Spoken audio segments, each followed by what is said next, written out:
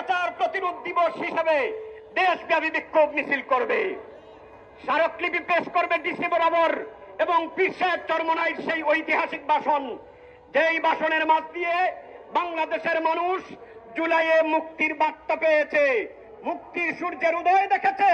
সেই ভাষণ উন্মুক্ত স্থানে ইসলামী ছাত্র আন্দোলন বাংলাদেশের জনশক্তিরা প্রদর্শনী করবে এবং আমরা সেই সাথে দাবি জানাচ্ছি, 1 নম্বর, দেশব্যাপী চলমান খুন ধর্ষণ ও চাঁদাবাজি প্রতিরোধে কার্যকর ব্যবস্থা গ্রহণ করতে হবে। ইতিপূর্বে সংঘটিত প্রতিটি ঘটনার সুষ্ঠু তদন্ত নিশ্চিত করে দোষীদের দৃষ্টান্তমূলক শাস্তির আওতায় নিয়ে আসতে হবে।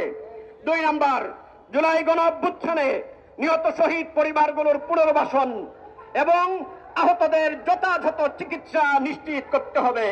3, জুলাই গণহত্যার বিচার দ্রুততম সময়ে দৃশ্যমান করতে হবে।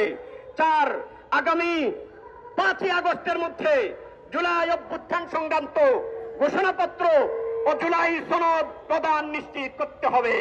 5, জাতীয় নির্বাচনের পূর্বে প্রয়োজনীয় রাষ্ট্র সংস্কার সম্পন্ন করতে হবে এবং সুশাসন ও জবাবদিহি নিশ্চিত করতে হবে।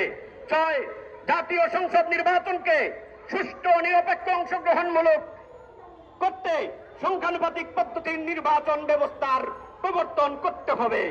7, জুলাই গণঅভ্যুত্থানের শহীদদের স্মরণে ও স্মৃতি সংরক্ষণে জেলার শহরের গুরুত্বপূর্ণ সড়ক অবকাঠামোর নাম জুলাই শহীদদের নামে নামকরণ করতে হবে। 8, আমরা দেখলাম জাতিসংঘ বাংলাদেশে মানবাধিকার কমিশন খোলার অনুমোদন পেয়েছে। এই অনুমোদন ইন্টারিম অনতিবিলম্বে বাতিল করতে হবে।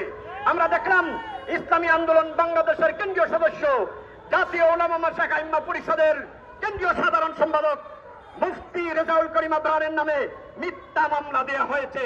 অনতিবিলম্বে এই মিথ্যা মামলা বাতিল করতে হবে।